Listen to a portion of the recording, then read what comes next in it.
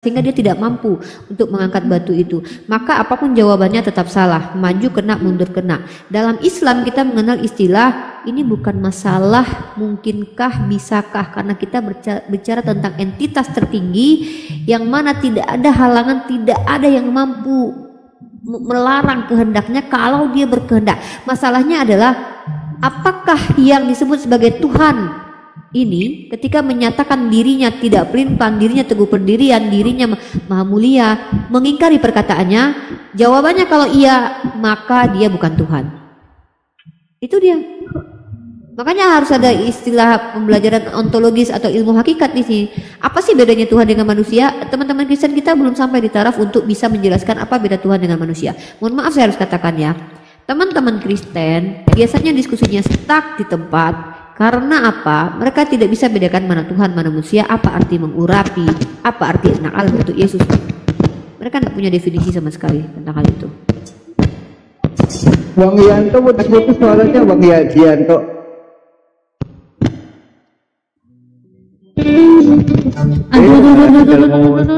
Turunin ah. Turun aja berani-beraninya pakai musik. Kalau naik jangan pakai musik dong ya teman-teman ya. Pakai toa aja. Iya. Ketika apa biar nggak kena itu YouTube.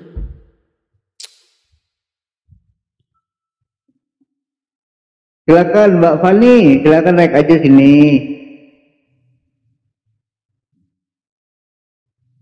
Kenapa takut naik ke atas? Kenapa takut? Uni Riva nggak gigit orang kok. Gak gigit. Mana bok aja lipit. Suka ngelus-ngelus, nggak suka gigit saya. Nah, berhubung nggak ada yang ini, saya ngisi nih, nanya satu lagi nih, Uni jangan bosen nih. Itu kan dalam Islam itu kan zat, Allah itu zat, tapi dia bukan berarti zat seperti makhluk zat yang di dunia ini mungkin ya Uni ya. Hanya Oke, kita pakai data aja ya Bang. Ya. Kita pakai data aja ya. Kalau saya tuh malah saya muter-muter nanti kata orang ya. Ini saya kasih data aja deh. Jangankan umat Islam ya, orang Kristen aja tahu apa arti zat untuk Allah itu. Kisah pada 927 kalau salah. Bukan. Ini dari kamus ya, kamusnya orang Kristen sendiri tentang kata zat. Oke, apakah saya sudah menghilangkannya? Waduh. Kata zat ya. Kata zat itu kalau dalam kamus bahkan yang ditulis oleh seorang Kristen Protestan ya, kamus namanya tuh kamus ini. Kalau teman-teman cari nanti coba buka kamusnya dulu. Saya nggak bisa. Ternyata udah saya hapus ini. Aduh, literasi aku. Nih, kamus Hensware itu ada sih aku nih. Oke, ini deh linknya ada nih. Nah, kata zat itu adalah esensi atau lebih ke esensi gitu, substansi gitu, kurang lebih seperti itu, atau eksistensi ya. Itu juga ini zat nih zat. Oke, good. Nih ya, zati. Ini saya besarkan ya. Aduh, diturunin aja dulu Bang Wan. Lagu banget. Ini. Teman-teman kalau punya kamus Hensware ini bukan orang Islam yang buat ya. Ini yang bikin tuh. Ini aku aplikasinya aku download nih. Ini kamusnya nih. Ini kamusnya aku download ini kemarin. Karena aku nggak bisa ini bukunya nih. Mana zat? Ini zat ya. Nah, jadi zat ini artinya adalah kalau di dalam pemahaman secara akademisnya, zat ini artinya being, essence, nature, self, person, personality, the self same gitu, self gitu, kurang lebih seperti itu. Nah, kemudian kalau kita lihat dalam Al-Qur'anul Karim tentang kata zat ini ya, kalau kita lihat fidzatis sudur, fidzatis sudur,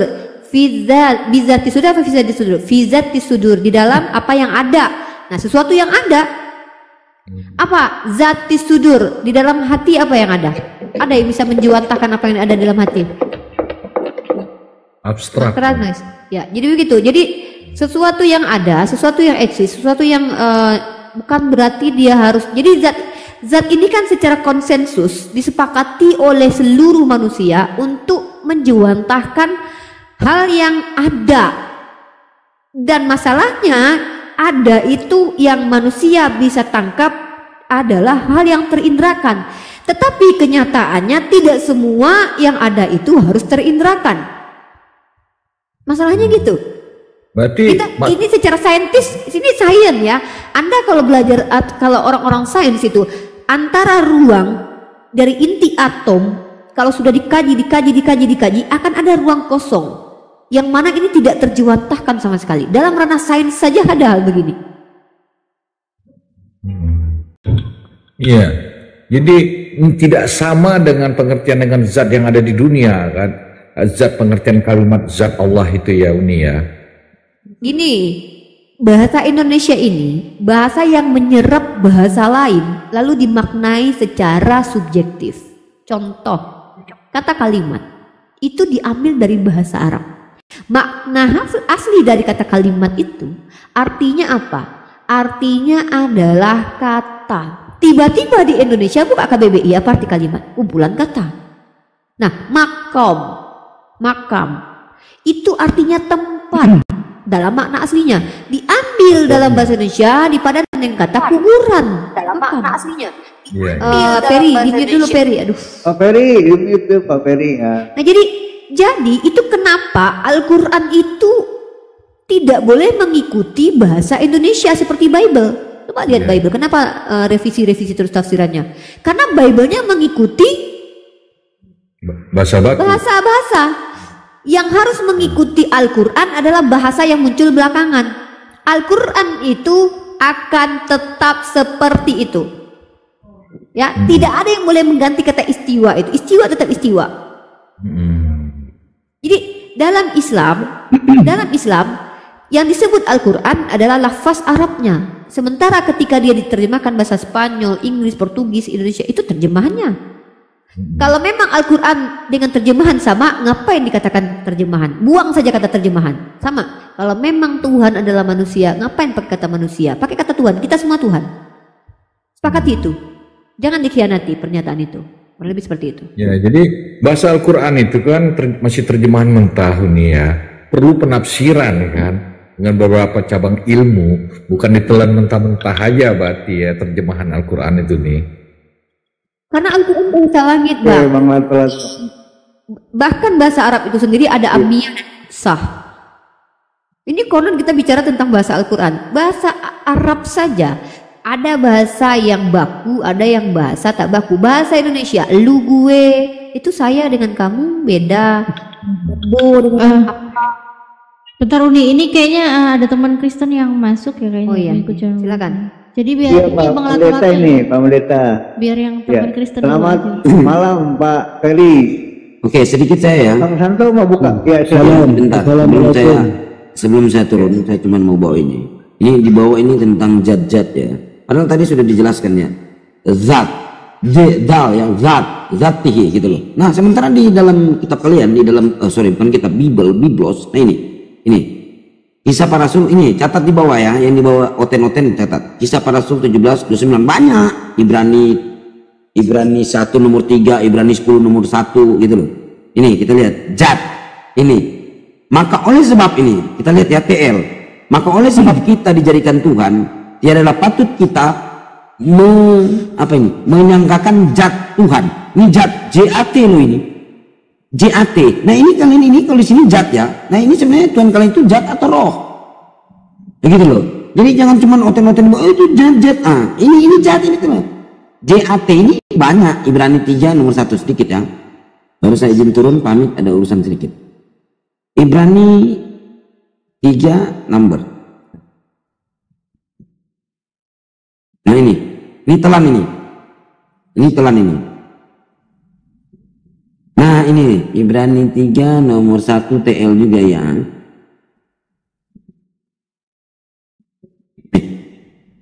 Bisa kebalik. Ibrani 1 nomor 3 sorry.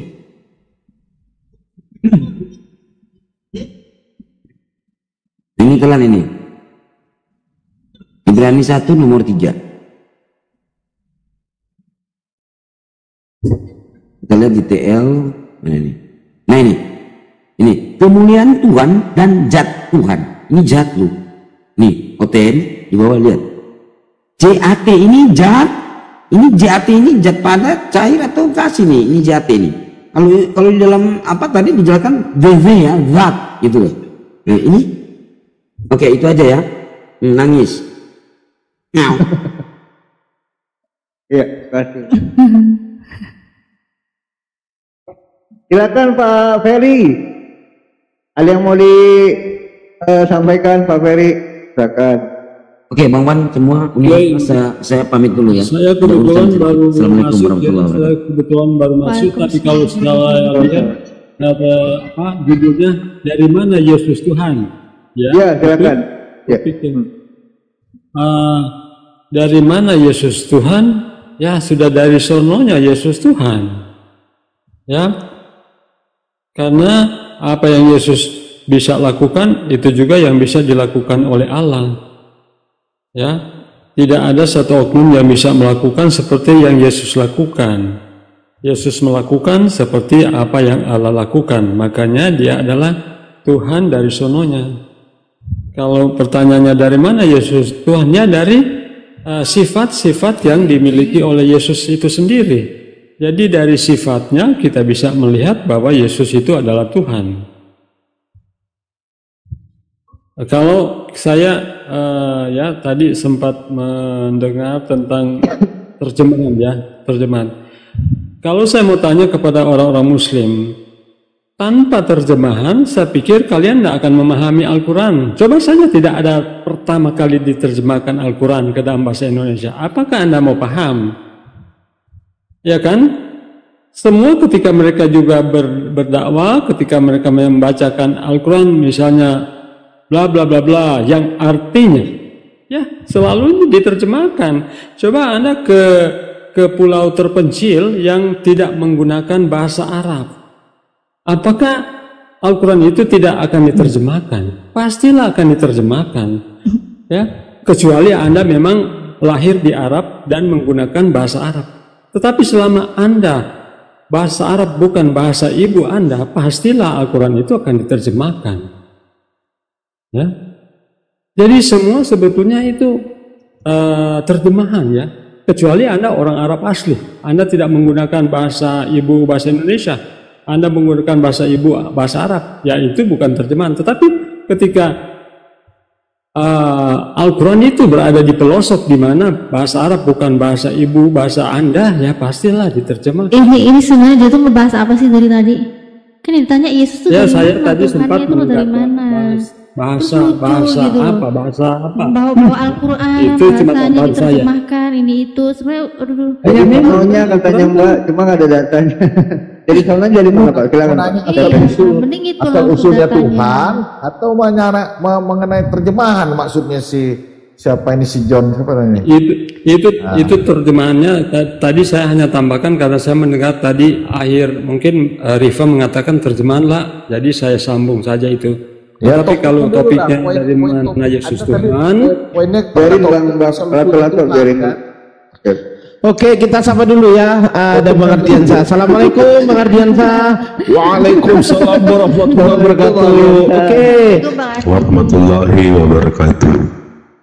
Loh, barusan udah disapa aku. Waalaikumsalam warahmatullahi wabarakatuh. Ya. Oke, Ya, nanti silakan ngomong ini. Ya, ada Mbak Fani nih, udah lama Mbak Fani dari Advent nih, Mbak Fani. Selamat malam Mbak Fani. Mungkin Mbak Ardiansa ada yang tambahkan atau Mbak Natali yang lain dulu mungkin. Ya, boleh. bahkan nanti saya pusing gitu loh. Saya harus ngobrol sama siapa, saya tahu, makanya saya nyimak aja. Dia kemana? Boleh bertanya enggak? Ini apa nih? Mbak Fani tunggu, Mbak Fani. Belum boleh. Mbak Fani tunggu ya. Enggak. Kalian Muslim. Belum boleh. Belum boleh. Dibilang belum boleh kok. Enggak, soalnya saya buru-buru, saya mau pergi karena saya udah pergi. Saya juga buru-buru ke kamar mandi. Buru-buru. Mau ke sini aku. Saya menghargai kok tadi itunya hostnya yang memanggil saya masuk. Oh. Ya udah. Oke. Ya udah, silakan.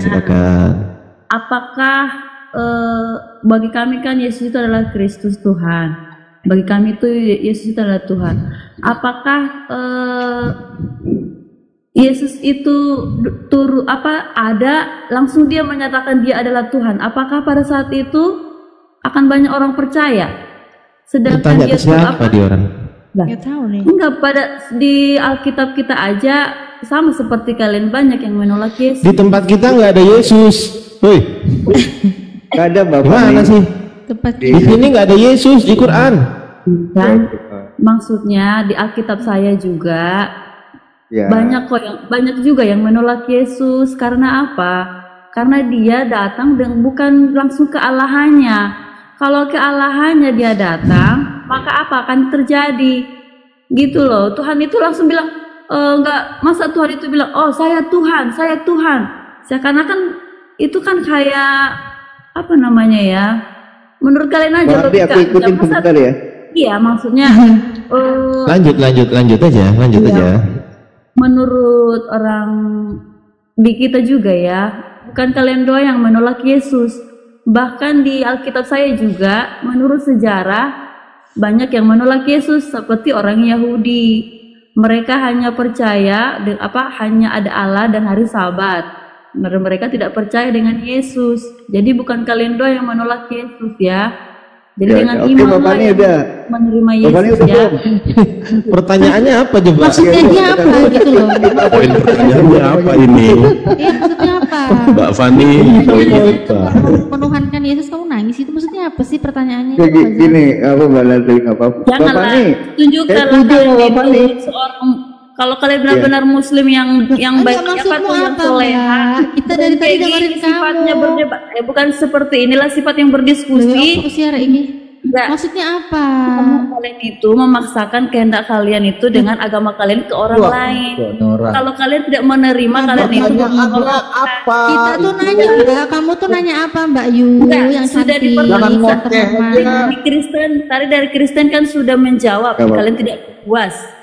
Kalian Ya, hanya gini, Bapak nih. menginginkan, Sini orang. menginginkan kita mengikuti kalian menjadikan Yesus Bodrek, itu bodrek. bukan nabi. Yesus itu bukan nabi. Nabi itu Bodrek. Aduh, kenapa sih ini orang? Ya, Mbak Fani, aku ikutin Mbak Fani boleh? Aku ikutin oke ya. Nggak Mbak boleh Fani lah bilang dia suami kok ngikutin dia gimana sih? Enggak, aku ikutin bahasa dia. Tadi dia turun bukan ke ilahiannya, tapi ke manusiaan. Anjir, ya udah bagus Kemanusiaannya. Ya udahlah, nggak jadi aku bacanya. Ada Pak Ferry, lanjut Pak Ferry, silakan. Beginilah rancunya oten-oten, dia tidak bisa bedakan mana pertanyaan, mana pernyataan. Di muka dia bilang mau bertanya, tapi membuat pernyataan kan lucu jadinya. Iya, mau jadinya dari sini kan melawak. Ini Bang MOM mic-nya bagus banget ya kayak Bang Jibril ya. Suaranya mirip lagi. Iya, suaranya. Oh, bukan. Mirip Bang Jibril. Tadi aku kirain Bang Jibril. Bukan. Coba aku tebak. Pasti bukan Bang Jibril. Bener kan? Saya ini inkarnasinya Bang Jibril. Jadi saya 100% Jibril, 100% Noah.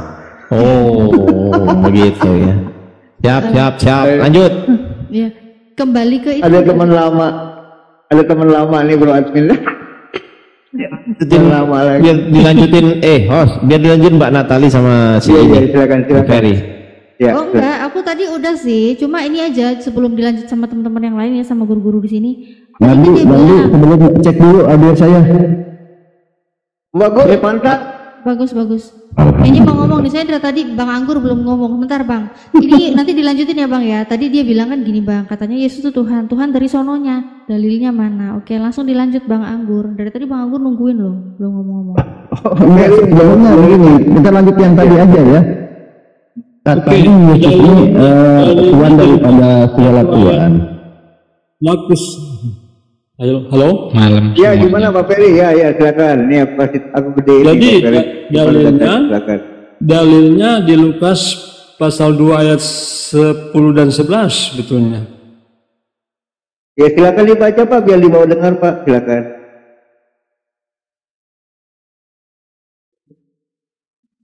Lukas 2 ayat 11.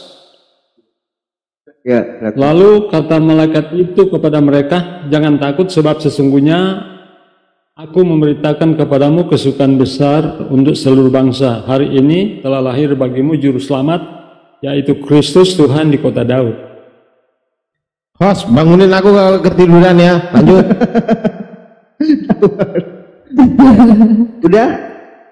Lanjut Bang Anggur apa Ini itu dalilnya. Ya. Kenapa Bang? Ya, silakan.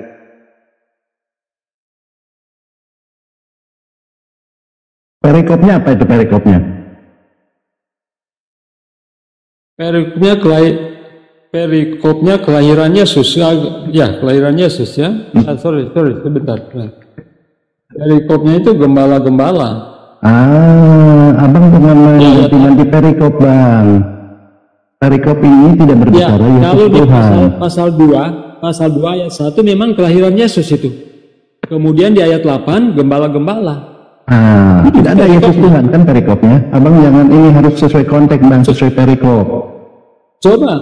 Coba Anda baca, lalu kata malaikat itu kepada mereka, jangan takut, sebab sesungguhnya aku memberitakan kepadamu kesukaan besar untuk seluruh bangsa. Hari ini telah lahir juru selamat, yaitu Kristus.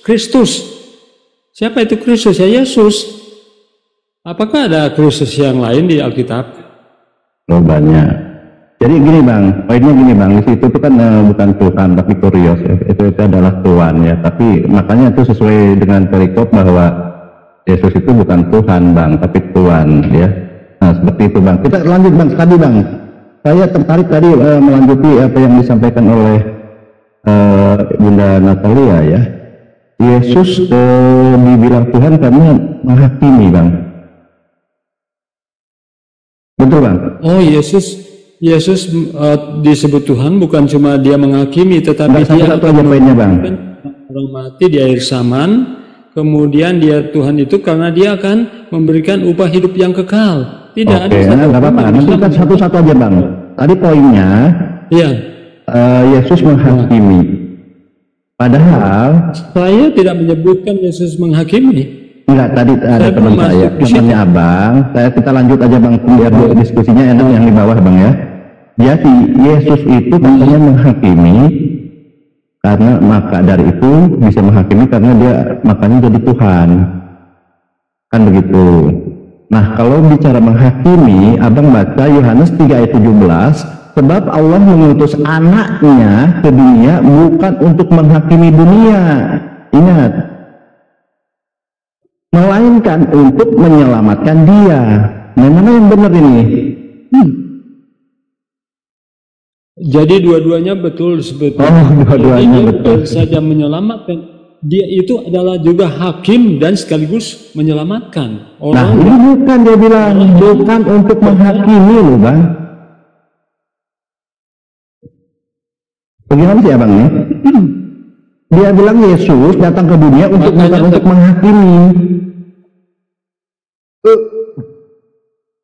Berat Bang, memang Oh, tidak keras, itu memang pemahaman kalian seperti itu. Tapi pemahaman kami, Yesus datang memang dia juga akan menyelamatkan sekaligus juga akan menghakimi. Karena di hadis Anda juga Isa adalah sebagai kita pakai data Bang ya, pakai data ya. Jadi di Yohanes 3:17 Yesus mengatakan bahwa dia datang ke dunia bukan untuk menghakimi. Terus ini ditantang lagi. Baca Yohanes 3 ayat 17. Ketika dia datang pertama kali memang dia bukan untuk menghakimi. Jadi ada tembok. Memang ketika dia datang pertama kali dia sudah menghakimi, tidak betul itu. Betul. Jadi tidak menghakimi.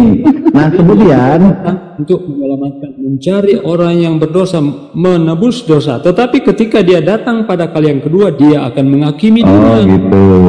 Oke ya. Oke. Bang Anggur asal nanti digedein Bang, jangan aku Bang. Dan Yohanes 5 ayat 27. Dan ia telah memberikan kuasanya untuk menghakimi. Nah ini gimana nih? Bapa memberi kuasa untuk menghakimi. Memberi kuasa kepada Yesus untuk menghakimi. Masa ini Tuhan? Ketika ia akan datang pada kali yang kedua. Jadi pada waktu itu dia akan menghakimi. Di sini Yesus mengatakan, katanya tadi teman Anda bilang Yesus diberi kuasa di dunia dan di akhirat, di surga. Nah, kan di dunia dan di surga. Nah, di dunia ternyata dia tidak menghakimi. Dan Yesus menghakiminya untuk apa, Bang? Apa karena dia menghakimi itu menjadi Tuhan? Dia akan menghakimi ketika dia akan datang pada kali yang kedua. Itu tunggu dulu Bang. Bicara menghakimi ini, apakah dia jadi Tuhan? Ya, dia memang Tuhan lah. Oke, abang salah bang. Baca Yohanes 5 ayat 27, Yesus berkata, dan ia telah memberi kuasanya kepadanya untuk menghakimi, karena ia adalah anak manusia, bukan Tuhan. Yohanes 5 ayat 27, Yesus diberi kuasa untuk menghakimi karena ia adalah anak manusia. Adalah gelar yang diberikan kepada Yesus. Yesus diberi gelar anak manusia, Mesias, anak Allah, apalagi. Nah, berarti sudah betul ya, bukan Tuhan. Rabi, itulah gelar yang diberikan oleh. Tunggu dulu Bang, saya kan tanya, apa alasannya bapaknya memberi kuasa kepada Yesus untuk menghakimi? Alasannya apa? Alasannya. Ya, karena dia kan datang ke dunia ini memang untuk apa? Melakukan kehendak Bapaknya di surga. Jadi salah Bang. Itu abang baca jangan robah-robah. Yohanes 5 ayat 27, Bapak sabar dulu, jangan sabar dulu, gantian.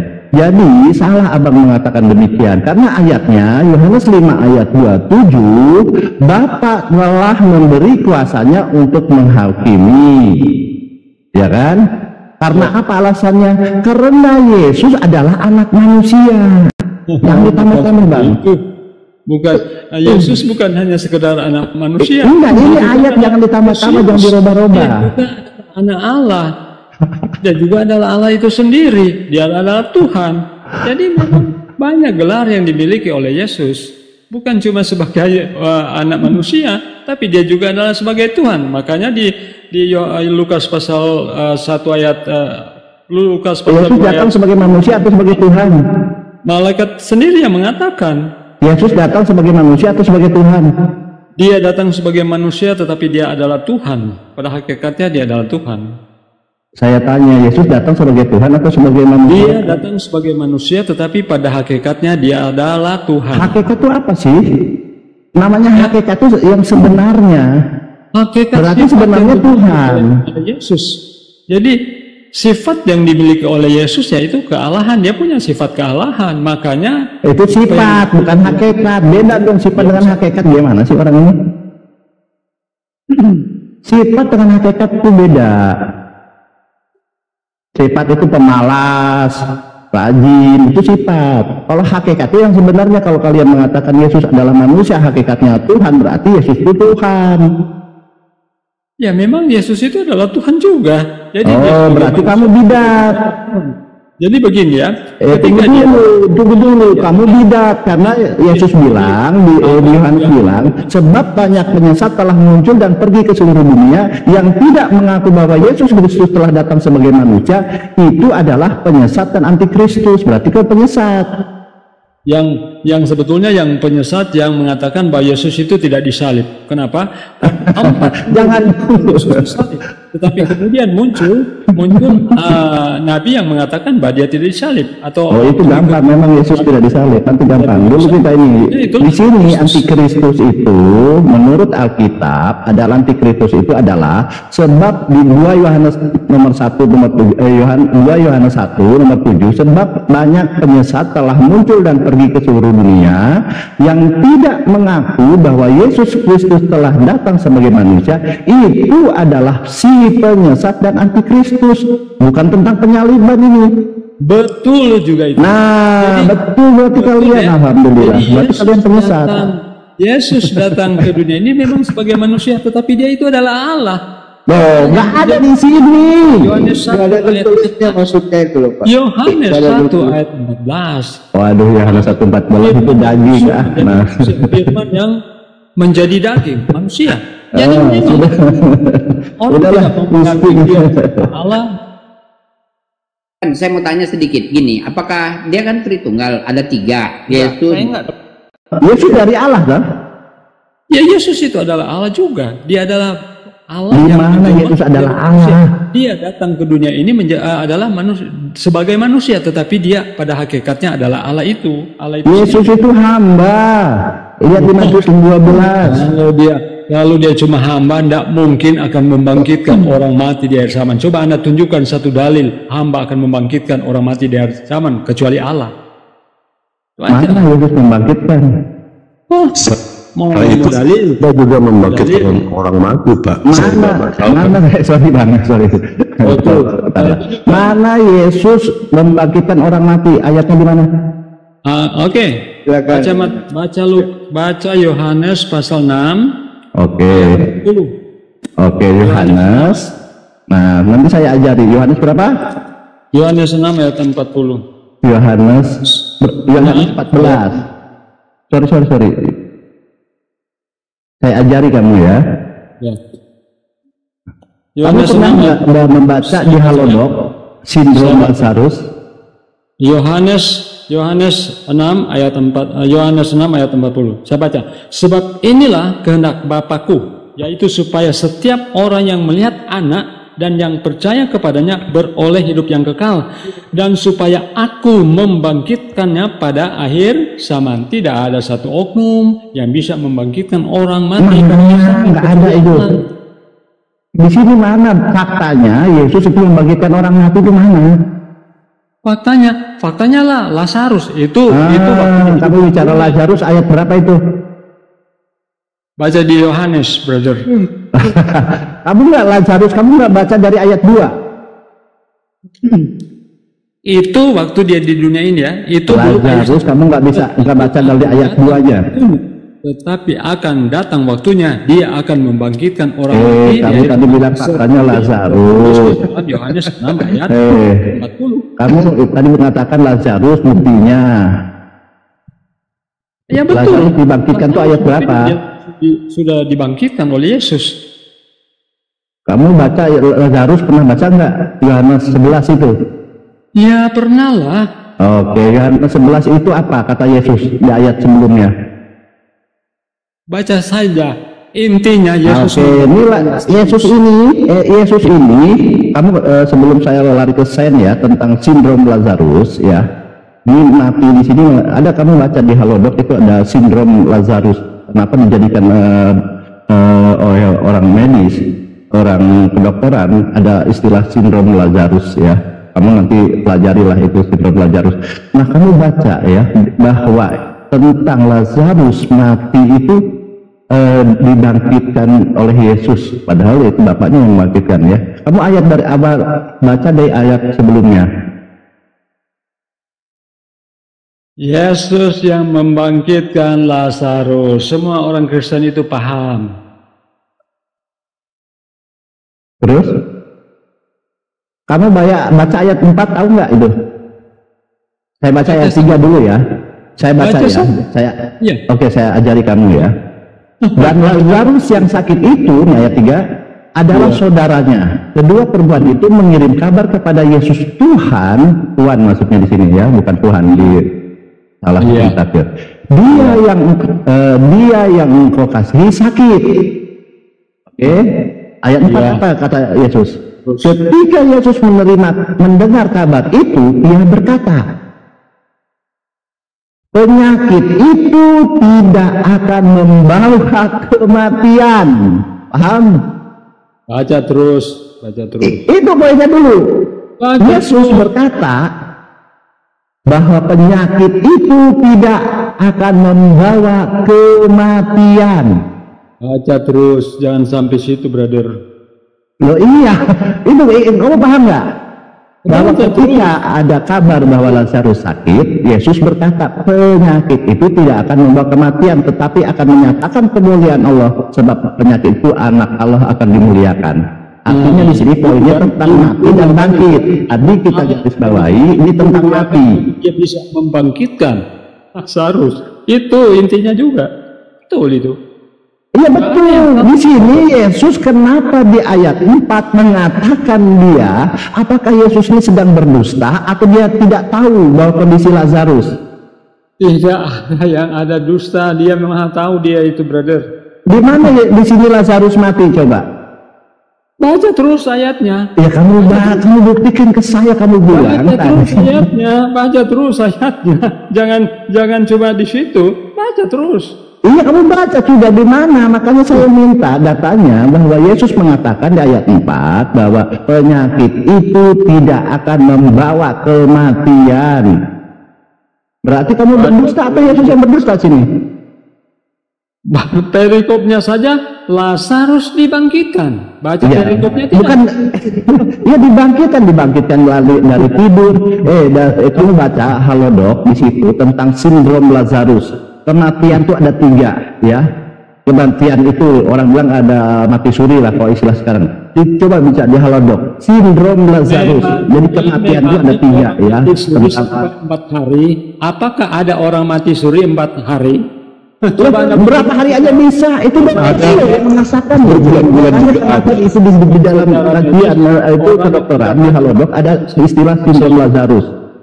Kematian itu detak jantungnya mati, itu bisa dikatakan mati secara kedokteran.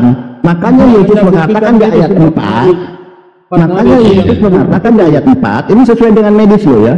Di ayat 4 mengatakan penyakit itu tidak akan membawa kematian. Berarti sesuai ini. Mati di situ bukan membawa kematian karena siapa? Kebangkitan Yesus. Akulah kebangkitan. Dengar dulu. Ini harus sesuai ayat ini, harus bersesuaian. Kalau percaya Yesus sekalipun mati pasti dibangkitkan. Lazarus itu percaya pada Yesus, makanya dia dibangkitkan. Yesus pasti dia tidak dibangkitkan, brother. Mati itu apa artinya? Mati juga bisa dikatakan sebagai tidur. Kami sebagai orang Kristen itu mati. Nah, makanya secara kedokteran beda. Coba saja orang-orang mati sama dengan sudah dikubur itu sama dengan memang tidur. Akan Lazarus enggak dikubur. Lazarus sudah dikubur, masih di kamar. Sudah dikubur 4 hari. Jangan kamu mau mengajari saya. Orang Kristen semua paham itu, brother. Oke, saya baca ya. Di sini kita buktikan ayat 4, ya, ayat 4 itu Yesus dengan tegas mengatakan bahwa penyakit itu tidak akan membawa kematian. Oke. Betul, karena jawab Yesus di ayat 25. Jawab Yesus, akulah kebangkitan dan hidup. Barang siapa percaya kepadaku, ia akan hidup walaupun ia sudah hidup, sudah mati. Nah, lihat di ayat 14, karena itu Yesus berkata dengan terus terang, Lazarus sudah mati. Ya, gimana ini? Tadi dia bilang Yesus bilang tidak akan bawa kematian. Dia 14 dia bilang mati. Yang benar mana nih Yesus ini? Penyakitnya memang tidak akan membawa kematian baginya. Kenapa? Dia percaya pada Yesus. Jadi bagi Yesus tidak ada yang mustahil. Apa hubungannya? Tadi di ayat 4 mengatakan, dengar dulu. Di ayat 4 mengatakan bahwa Lazarus itu tidak akan mati. Nah, di 14 dia berdusta, ternyata Lazarus mati. Saja sudah dikatakan Lazarus dibangkitkan. Kok tidak paham-paham kamu sih?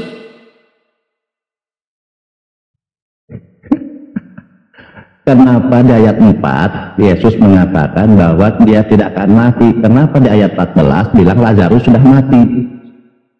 Akulah kebangkitan dan hidup. Barang siapa percaya. Di sini di ayat 13 dibilang mati di sini adalah tertidur. Makanya ada istilahnya sindrom Lazarus.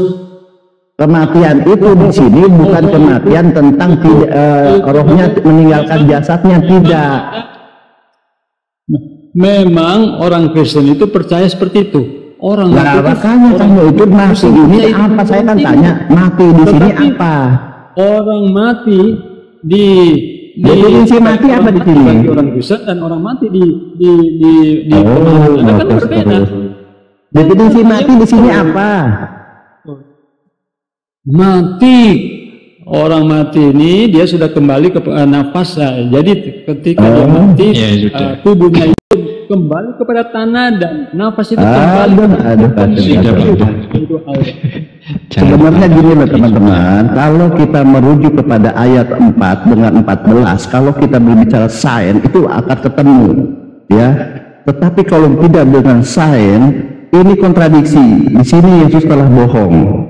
Tapi di ayat 4 mengatakan tidak akan membawa kematian, tidak akan mati terus. Tetapi di ayat 14 mengatakan Yesus mati, si Lazarus mati. Ini ketemunya sahabatnya gantian-gantian. Antara bumi dan langit. Nyerocos terus. Semalam. Apakah itu sains? Sebentar, sabar dulu. Jadi gini. Memangnya Israel sains. Jadi gini ya, kalau kita merujuk ayat 4 dan 14, kalau kita merujuk kepada sains, ini akan selaras. Ya, akan selaras, tidak bertabrakan dengan sains. Tetapi kalau dengan iman yang buta seperti kalian, bahwa ini mati, terlepasnya roh, ini artinya kalian kontradiksi ayat 4 dengan 14. Makanya secara medis para dokter, para ahli medis mengatakan di sini dikenal dengan sindrom Lazarus. Itu mati suruh. Diam dulu Pak pengikuti, dengerin dulu. Ini orang ini saya ini sedang coba meluruskan perkataan Yesus itu sebenarnya bagus di sini nih. Bisa dibuktikan dengan sains gitu loh. Saya sedang meluruskan pemahaman bahwa ayat ini itu sebenarnya bagus. Membengkokkan. Anda bukan meluruskan tapi membengkokkan. Ya maksudnya dengerin dulu. Perikopnya saja lah. Iya, jadi dengar dulu, gantian. Kamu mute dulu. Gini ya, saya melihat kontradiksi ayat 4 dengan 14. Tetapi saya setelah browsing, saya menemukan secara sains bahwa ada di sana dikenal dengan sindrom Lazarus. Ya, secara kedokteran, sindrom Lazarus itu adalah memang mati secara medis, tetapi bukan mati di sini, bukan rohnya yang meninggal jasadnya. Ya kan, secara medis mati itu bisa dikatakan adalah berhentinya detak jantung.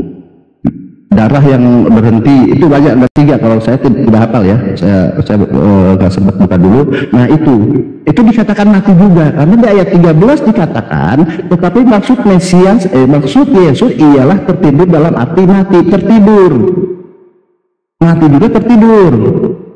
Nah secara medis itu betul juga. Jadi ayat 4 dengan 14 itu sesuai. Artinya definisi mati di sini, ini definisi mati secara medis, bukan secara roh yang meninggalkan jasadnya. Seperti itu. Makanya Yesus ini di ayat 14, di ayat 4 mengatakan penyakit itu tidak akan membawa kematian. Nah ini yang penyakitnya maksudnya. Penyakit itu loh, jantungnya berhenti, itu apa? Itu secara medis begitu. Ini bersesuaian loh sebenarnya. Jadi tidak ada kontradiksi ayat 4 dan 14 kalau kamu paham secara medis. Jam tidak bernapas, otaknya itu sudah rusak, brother. Aduh, kamu ya sudah lanjut, Uni Rita nggak masuk minum terus. Lanjut, terima kasih. Tanpa oksigen, otak manusia itu sudah rusak, brother. Ini sudah 4 hari. Ini sudah 4 hari. Sudah kalau aku sih lebih bantuin si pengikut si Perry ya. Ya udahlah, Tuhannya mati. Tuhannya mati. Tidak pernah Tuhannya si Perry itu mati dan dalam mati. manusia. Bayangin. Yang iya, mati Perry. adalah manusia. Aku justru belain si Perry di sini. Teman Muslim tuh harus tahu bahwa orang Kristen ini Tuhannya pernah jadi mayat, jadi bangkai kalau kata kasarnya ya. Mayat itu bahasa karena dia manusia. Tuhannya si Perry ini pernah tidak berdaya, sudah clear. Apa lagi yang mau kita diskusikan coba? Masalahnya itu logika mereka, bagi mereka Tuhan yang maha kekal itu mati. Itu kembali saya katakan, mereka tuh punya logika di mana ayam adalah bebek, laki-laki adalah perempuan, anak adalah bapak, bapakku adalah suamiku, suamiku adalah laki orang, ya mungkin gitu. Karena itu juga berkuasa itu mati, berkuasa itu harus mati dulu baru disebut dengan berkuasa. Menyelamatkan itu harus dengan kematian dulu, harus mati dulu yang menyelamatkan, baru dia bisa menyelamatkan. Sesimpel itu. So what? Harus menyelamatkan dengan cara apa? Harus mati dulu dia. Ini Tuhannya orang Kristen, coy. Bukan menyelamatkan, harus mati. Tuhan orang Kristen itu tidak akan bisa menyelamatkan tanpa harus mati dipentung dulu. Sorry. Enggak gitu, karena ada sejarahnya Bu, ada riwayatnya. Sejarahnya itu memang begitu kok. Kok bukan begitu? Sebelum Yesus ada tradisi pembersihan dari dosa. Iya, Yesus itu harus ikut tradisi manusia. untuk menyelamatkan manusia dia harus mengikuti tradisi dulu. Iya, Yesus itu terikat dengan tradisi. Nggak bisa dia tuh di dia dalam harus Yahudi patuh sudah ada dengan tradisi dia pembersihan kan orang dosa Yahudi, maka dia harus ikut dengan aturan darah Yahudi. binatang. Dia adalah Tuhan yang tunduk kepada aturan orang Yahudi. Ya, jadi dia adalah Tuhan yang tunduk dan patuh kepada aturan orang Yahudi. Kalau nggak gitu nggak bisa jadi Tuhan dia. Bukan, kalau Dan kalau dia soal tidak bisa- Tuhan dan bukan Tuhan itu kan cuma di Indonesia. Dari Kalau mana dia Yesus tidak Tuhan? bisa menyelamatkan Dari orang Indonesia, dengan begitu. cara tunduk dengan orang Yahudi, maka dia tidak bisa disebut Tuhan karena dia tidak dianggap bisa menyelamatkan. Karena menyelamatkan dalam iman Kristen itu harus mati dulu. Kalau nggak bisa dia harus berguru dulu dengan maut. Dia harus mengalahkan maut loh. Tuhan harus ngalahin maut loh. Iya. Tuhannya orang Kristen itu harus mengalahkan maut dulu, teman-teman. Harus berantem dulu sama maut. Lah memang Kalau seperti tidak itu. mampu, loh kan ini ceritanya kan begitu. Iya, betul, memang seperti itu. Betul. Jadi Itu justru Tuhan ya betul teman-teman Kristen ini harus mengalahkan maut dulu. Kenapa? Maut itu cukup kuat sehingga harus berlawanan dengan Tuhan. Tuhan kita perlu melawan apa? Enggak ada. Karena tidak ada yang mampu sampai taraf untuk bisa menyaingi kuasa Tuhan. Sementara maut berkuasa. Ya makanya Yesus harus jadi dulu Gini, manusia. kebalik. Mati dulu. Justru dengan Yesus untuk bisa bangkit mengalahkan. itu bukti bahwa maut sekalipun tidak bisa menguasai Kristus. Begitu. Kalau dia tidak bisa dikuasai maut, dia tidak bisa mati harusnya. Tapi dia mati 3 hari, terbalik. minimal Enggak. 3 hari dia dikuasai maut. Terbalik cara pandangnya terbalik. Kalau kita memandang justru kebangkitan adalah bukti bahwa maut tidak bisa Nah, membelenggu Kristus. oke, kebangkitan di hari keberapa, Bro Admin? Kalau soal waktunya kan 3 hari atau di hari Nah, ketiga. 3 hari itu dia kenapa? Kalau dari versi Alkitab dia masuk ke dalam kerajaan maut. Nah, 3 hari itu mati atau hidup gitu aja. kok bisa. Mati toh. Ya sudah. Nek seumpamane yang gagal mati, yang seng-seng menang melawan kematian ki ya ora mati. Nek mati ki ya ora menang. Nek mending ya, nek tak kandhani ya, mending kamu lihat itu orang-orang kudus yang ketika Bukit Golgota itu terbelah, itu bangkit sudah ratusan tahun. Lah Yesus cuma 3 hari 3 dino. 3 dino kok aku ya pingsan, 3 dino ya aku iso bangkit kok.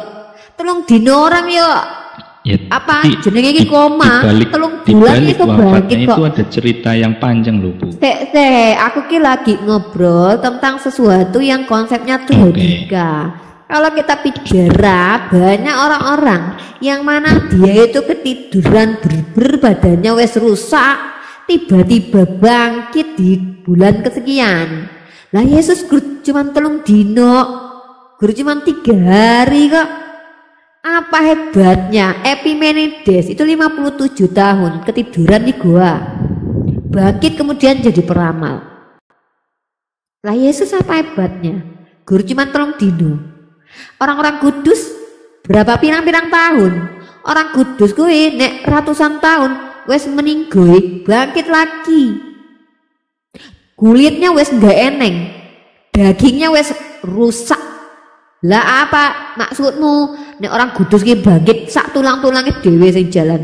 Ya ora usah asumsi. Sing jenenge urip ki bangkit ki hidupnya sak daging-dagingnya. Hebat itu. Yesus dagingnya belum membusuk kok. Jadi teman-teman muslim, tolonglah kita harus terima kenyataan. Nek tuh aku lagi ngomong karo teman-temanku sing muslim. Orang Islam jangan dipaksakan paradigma Islam. Paradigma Islam itu Tuhan yang berkuasa itu jangankan 3 hari, setengah detik, sepertiga detik, seperempat detik tidak akan pernah, jangankan mati, mengantuk pun tidak. Itu Tuhan yang umat Islam. Jangan paksakan kalau Tuhan mereka harus sama dengan Tuhan kita. Mereka ini Kristen loh, penyembah Tuhan yang pernah mati 3 dino dan bangkit di hari ketiga. Sayangnya Tuhan Anda tidak pernah bukti membangkitkan, sister. Lah, sama kayak bapaknya Yesus yang nggak pernah membuktikan orang bangkit kok. Bapaknya Yesus nggak pernah turun kok. Apa yang Yesus lakukan itu benar bapaknya. Bapaknya Yesus loh. Kalau kamu ngaku-ngaku bapaknya Yesus itu, Tuhanmu tunggu.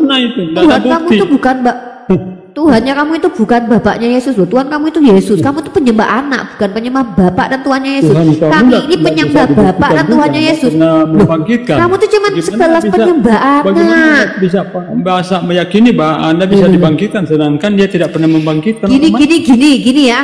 Kamu itu penyembah anak, penyembah manusia. Yang punya sisi kelemahan, lapar makan ikan goreng. Kamu itu kan penyembah Tuhan Mekah juga. Saya penyembah Tuhan pemilik negeri Mekah yang menjadikan Mekah suci dan pemilik segala sesuatu. Tuhan Ayatnya Mekah jangan itu beda dipotong. dengan Tuhan yang Abraham Israel. Loh, Tuhan dari Mekah mana itu kau tahu beda. kalau Abraham? Oke, Tuhannya Abraham seperti apa? Bedanya Tuhanmu menyediakan bidadari, tetapi Allah Abraham, Ishak tidak pernah tertulis menyediakan bidadari. Lebih keji lagi Tuhanmu menyediakan 100 istri. Barang siapa yang mengikuti Yesus, Matius 19:29 akan diberikan 100 istri, 100 anak, 100. Sayangnya tidak ada 100 suami. Melipatkan 100 kali lipat upah. Itu bukan berbicara istri. Upah itu dapat di mana? Upah itu dapat di mana? Ferry, upah dapat di mana? Ya, upah itu dapat di mana? Ferry, upah dapat di mana? Begini, Ferry, upah dapat di mana? Yakub tidak pernah menyediakan bidadari di surga. Kalau mereka sudah tertampar dan mereka sudah tertampol, mereka tidak akan berhenti bicara. Saya tuh maunya komunikasi dua arah gini. Saya bertanya, dia menjawab, dia bertanya, saya menjawab. Ferry, saya tanya, upah yang dijanjikan Yesus di Matius 19:29 itu didapat di mana?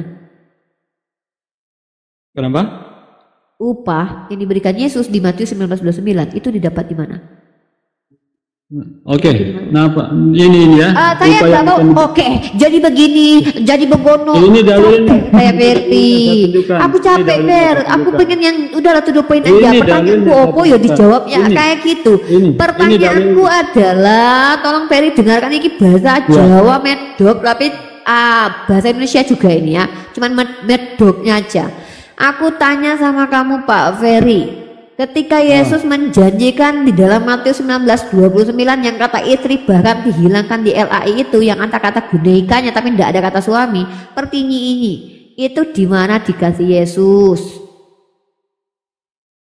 Ini ya janji yang Yesus berikan. Wahyu pasal 22 ayat. Aduh. Ya, ini janjinya. Sesungguhnya saya bukan aku tanya kita buat kenapa sih kenapa ayat Matius 19:29 itu diapokrifakan? Kenapa ayat di Matius 19:29 itu diapokrifa atau dihilangkan, dilemparkan? Kenapa kamu tidak berani bahas ayat mari itu? Mari kita baca di Matius berapa itu? Matius berapa? 19:29. Coba, aduh, saya tuh tanya loh. Itu ketika dijanjikan itu dijanjikan di mana? Mari kita baca itu. Memangnya kenapa Matius? Saya tanyanya bukan mengapa ada apa dengan Matius itu loh, Ferry. Saya tuh nanya di mana Yesus menjanjikan upah, Ferry Suawa. Ya, mari kita baca. Iya sudah, mau baca dewe, jangan ajak aku baca loh, Biki. Oke, Ferry boleh botol tapi jangan maksimal, Ferry. Speak English or Indonesian. Ya, tahu mau pakai bahasa Jerman kayak bahasa Belanda, yang penting aku tanya itu diberikan di mana? Oh my God, kok sulit sekali pertanyaan ini dijawab ya. Makanya jangan menggunakan bahasa Jawa lah, logat Jawa, pakai bahasa Indonesia. Jangan menggunakan bahasa orang Jawa. Medok bahasa Jawa itu adalah khasnya Indonesia, hargai sedikit, dan itu pun tidak merubah bahasa di situ. Aku menggunakan bahasa Indonesia, medoknya aja. Ini diskusi menggunakan bahasa Indonesia yang benar. Bukan bahasa Jawa, kita tidak menggunakan bahasa Jawa. Ya. Ferry pertanyaan, oke, saudara Ferry, tolong jawab pertanyaan saya. Saya bertanya kepada Anda, di manakah Yesus memberikan upah ketika dalam Matius 19:29 dia menjanjikan istri 100 kali lipat. Di manakah itu kata Yesus akan didapat? Saudara Ferry bisa mendengarkan saya, saudara Ferry? Oke, saya akan bacakan. Dan setiap orang yang karena namaku meninggalkan rumahnya, saudaranya laki-laki atau saudaranya perempuan, bapak atau ibunya, anak atau ladangnya akan menerima kembali 100 kali lipat dan akan memperoleh hidup yang kekal. Memangnya kenapa kalau 100 kali lipat diberikan? Saudara Ferry, apakah Anda pernah masuk sekolah waktu dulu pelajaran bahasa Indonesia, atau Anda waktu itu sangat membenci guru bahasa Indonesia Anda sehingga Anda tidak mengerti bahasa Indonesia yang saya gunakan? Saudara Ferry masih ada di tempat? Saudara Ferry, pertanyaan saya adalah apa? Saudara Ferry, diulang pertanyaan saya, saudara Ferry. Iya, itu upah yang dijanjikan oleh Yesus apa? Ya ini upah yang dijanjikan. Saudara Ferry, saya tidak bertanya apa upah yang dijanjikan, Saudara Ferry. Sepertinya Anda kesulitan Arab ya. Mungkin karena Anda sendiri di dalam bangsa sehingga Anda sulit memahami bahasa Indonesia. Sementara bahasa Indonesia dipelajari di sekolah-sekolah ya. Oh, Saudara Ferry, izin dengarkan saya, Saudara Ferry, Saudara Ferry, Saudara Ferry, Saudara Ferry, Saudara Ferry, Yesus dengan setia maka dia akan melipat gandakan menang-menangan botol sih capek sih. Natalia lanjut deh. Terima. Ya maksudnya itu janji itu di mana diberikan janji itu? Itu pertanyaannya tadi. Di mana gitu? Apakah di dunia ataukah di sorga? Itu. Di mana? Janjinya ketika kita akan tentunya apa? Masuk surga lah. Iya, di mana itu janji 100 kali lipat itu di mana dijanjikan? Di surga kah? Di dunia kah? Anda di surga lah. Sudah terjawab. Iya. Di surga. Uni lagi. Itu kan bagus. Sepertinya harus turun tangan dulu Bang BMOE untuk akan kepada Ferry ya. Apakah bang saya terlalu tinggi Ferry sehingga Anda tidak memahami Saudara Ferry? Nah, ketika Yesus menjanjikan di surga 100 kali lipat, tolong jelaskan kepada saya di mana Yesus mengajarkan bahwa yang dia janjikan itu bukanlah seperti yang dia janjikan. Ketika tertulisnya istri, ketika tertulisnya anak, begini. Di ayat mana dia menjelaskan bahwa ketika dia menjanjikan Matius 19:29 dari itu untuk di surga, maka dia menjelaskan bahwa oh saudaraku, maksud istri di sini adalah mahkota, maksud anak di sini adalah roh-rohan, makanan, kan begitu. Karena di ayat lain, sesatlah kamu karena kamu tidak mengetahui firman Tuhan, karena di surga tidak ada kawin-mawin. Mana? Tunjukkan dalilnya di surga tidak ada kawin-mawin. Aduh, ini nggak Waktu karena kita akan hidup seperti malaikat. Saya carikan ya ayatnya ya di Matius juga itu.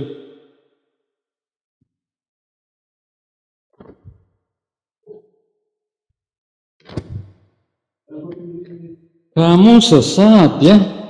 Nah di surga itu tidak kawin mawin. Barang siapa yang memutarbalikkan Bible, menambahkan Bible, mengurangi Bible dan merubah, terkutuklah dia. Makhluk-makhluk terkutuk ini akan mati di dalam neraka. Yesus itu disalib dan kamu mengatakan Yesus itu diserupakan. Barang siapa yang mengganti-ganti kitab sucinya, maka aduh Peri, kau tunjukkan dulu ayat di surga tadi. Di surga tidak ada kawin mawin. Aku lagi khotbah ini aku sama orang-orang di bawah ini. Saudara-saudara yang terkasih, dalam kitab Amsal, di dalam kitab Ulangan, barang siapa yang merubah-rubah atau yang menambahi firman Tuhan, maka saudara-saudara mereka akan terkutuk itu disalib, kalian bilang diserupakan. Kalian yang menambahkan. Sebentar, ini noise dirt itu dari mana ya? Sebentar ini. Kalian yang apa? Bukan perawan kah? Yang noise kayak lagi ngecas itu siapa ya? Peri, kemana? Aku mute Kalian yang mengurangi dan menambah. Yesus disalib, kalian bilang apa? Diserupakan. Aduh, kok malah itu bahasan kita. Bukan itu bahasan kita. Enggak Uni, kayaknya harus aku terjemahin lagi Uni ya. Kayaknya bahasa Uni terlalu ketinggian. Tapi ya akui dulu ya. Kalian kan mengatakan Yesus tidak disalib. Mana dalilnya? Mana dalilnya? Kalian. Mana dalilnya di surga nggak ada kawin mengawin? Sendiri itu berarti. Mana dalilnya di surga tidak ada kawin mawin?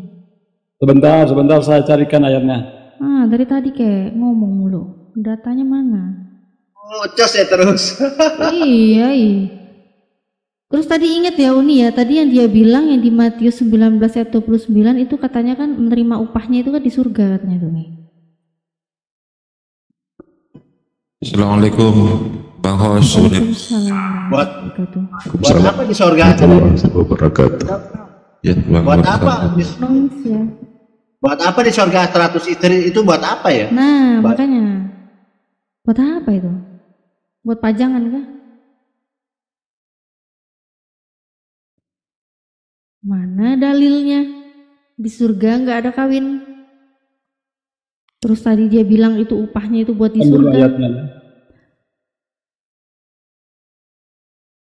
Kalau itu upahnya buat di surga, di situ ada istri loh. Ngeri loh, istri buat apa 100 di surga?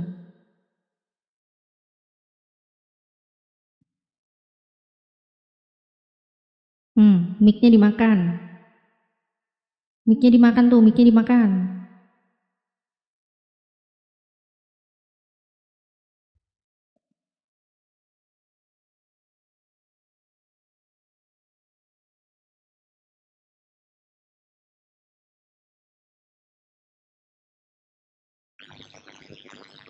Rizko, malam Rizko.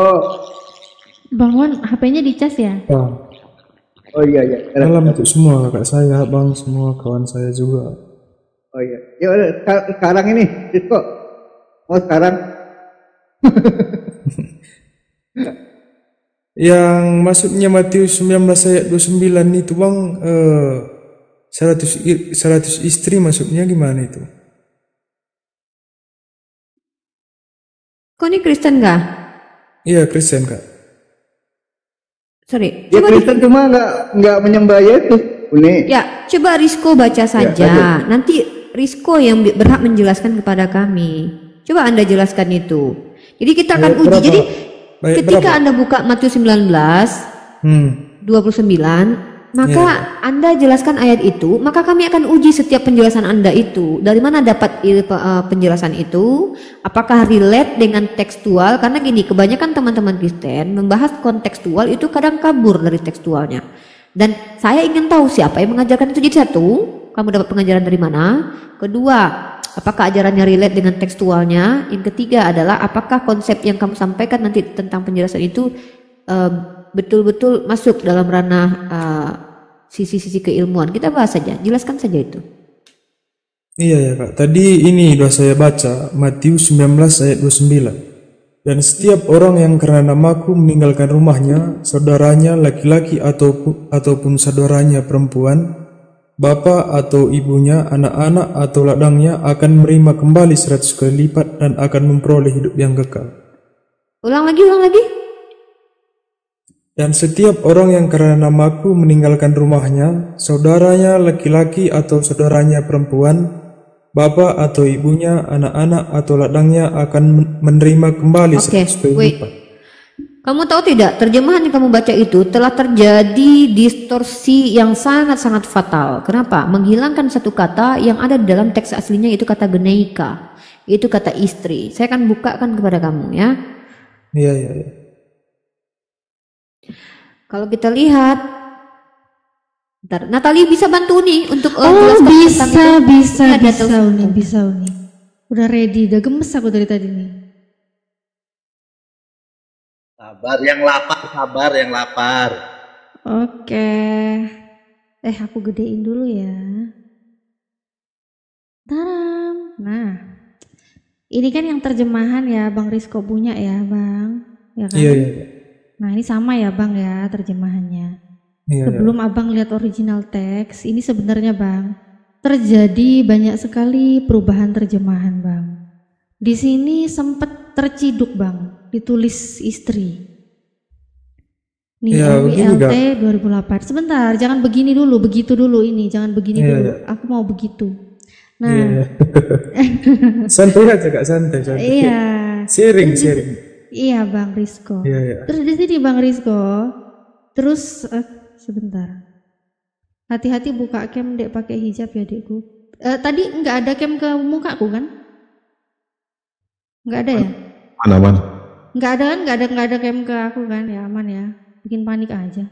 Oke, lanjut ya. Terus ini original teksnya Bang.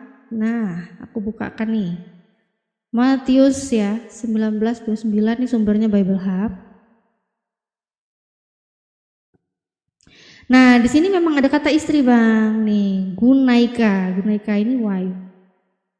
Kelihatan nggak Bang? Bentar. Mana nih tadi nih? Nih gunaika. Ada gunaikanya, ada wife-nya. Jadi dapat istri, dapat balasan 100 istri juga gitu loh. Nah, ini buat apa ini? Istri buat apa ini di surga ini? Katanya ini kan balasannya kan buat di surga kan? Istri kok maksudnya gimana nih Kak? Kok di situ ada istri di Bible enggak gitu? Maksudnya gimana nih? Mana? Oh, di Bible-nya Abang yang ini. Iya, tapi kok di situ kok mengatakan istri? Gitu. Ini Bang, Bible itu banyak versi Bang. Banyak terjemahan. Dia kan beberapa kali diterjemahkan. Kayak sekarang yang terbaru aja kan udah ada TB2 gitu ya. Nah, kalau ini istri itu dirubah jadi ladang, Bang. Itu maksud saya. Diselewengkan artinya. Iya, maksud saya Bang. Yang membuat Alkitab ini kan manusia. Jadi kadang ya haruslah kita berpikir positif begitu. Berpikir positif. Kejujuran dalam hal ini, Bang. Iya, Bang. Namanya kita manusia yang buat, bukan utusan Tuhan yang buat manusia. Ya, jadi kalau dibuat istri gitu kan sebenarnya fatal besar. Jadi mau gimana lagi kita buat gitu? Iya, ya jujurnya gini, Bang. Ya. Kalau ada hal yang berbeda seperti itu, standarnya berarti ke original text. Yang sebenarnya apa sih? Maksudnya gitu. Ternyata istri, Bang, di situ bukan ladang. Yang ladang itu salah. Jadi teman-teman Kristen seharusnya mengganti 100 istri di sana, bukan 100 ladang, ya. Gitu lanjut, Bunda. Oh, maksudnya Bang, umat Kristen mengatakan bukan ladang, bukan karena data original teksnya itu diselewek oleh LAI jadi ladang, padahal original teksnya itu genaika, itu artinya istri, Bang. Itu kan pembodohan kepada jemaatnya, ya, kepada umatnya aslinya, begitu loh, Bang. Iyalah, ada salah lah gitu, Bang. Artinya umat Islam ini kan pinter-pinter, Bang. Jadi memberi pengajaran kepada teman-teman Kristen, coba kembali ke original text. Kalau ada diskusi perbedaan gini, oh Islam mengatakan begini, Kristen mengatakan begini, ya kita standarnya ke original text. Mana tapi saya rasa sama saja. Saya rasa sama saja ladang sama istri, sama-sama untuk bercocok tanam. Boleh pasti beda itu, Bang Noah. Pasti beda lah. Nggak mungkin diganti 100 istri. Kan nggak bagus pengajaran. Oh ya, saya pikir ini ladang kan untuk bercocok tanam. Ya, tanamannya kan beda, Bang, bukan manusia.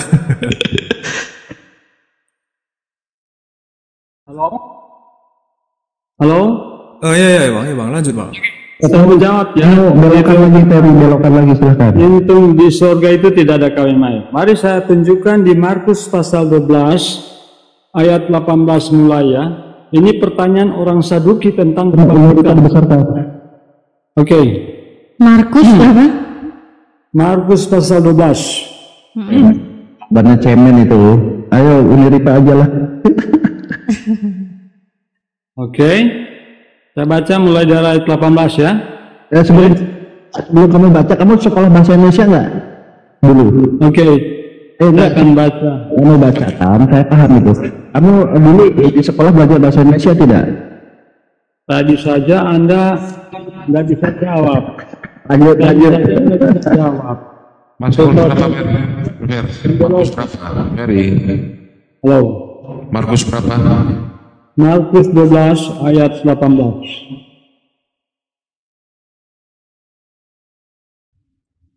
Saya baca ya. 18. Ya, silakan. Perikopnya pertanyaan orang Saduki tentang kebangkitan. Datanglah kepada Yesus beberapa orang Saduki yang berpendapat bahwa tidak ada kebangkitan. Mereka bertanya kepadanya, "Guru, Musa menuliskan perintah ini untuk kita. Jika seorang yang mempunyai saudara laki-laki mati dengan meninggalkan seorang istri, tetapi tidak meninggalkan anak, saudaranya harus kawin dengan istrinya itu dan membangkitkan keturunan bagi saudaranya itu. Ataupun adalah 7 orang bersaudara. Yang pertama kawin dengan seorang perempuan dan mati dengan tidak meninggalkan keturunan." Ayat 1. Lalu yang kedua juga mengawini dia dan mati dengan tidak meninggalkan keturunan. Demikian juga dengan yang ketiga. Ayat 22. Dan begitulah seterusnya, ketujuhnya tidak meninggalkan keturunan, dan akhirnya sesudah mereka semua perempuan itu pun mati. Ayat 23. Pada hari kebangkitan, bila mana mereka bangkit, siapakah yang menjadi suami perempuan itu? Sebab ketujuhnya telah beristrikan dia. Jawab Yesus kepada mereka, kamu sesat, justru karena kamu tidak mengerti kitab suci maupun kuasa Allah.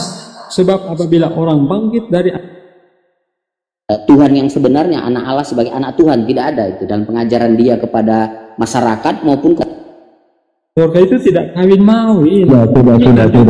Sudah. Oke ya. Sudah. Di dalam perjanjian lama tidak ada sudah cukup. bahwa Allah akan menyediakan bidadari. Sekian dan terima kasih. Ya. Dalil yang Anda bawakan ini itu hari kebangkitan. Bukan hari di surga. Hari kebangkitan memang nggak ada yang kawin. Hari kebangkitan memang nggak ada yang kawin, Bang. Dan malaikat itu tidak kawin.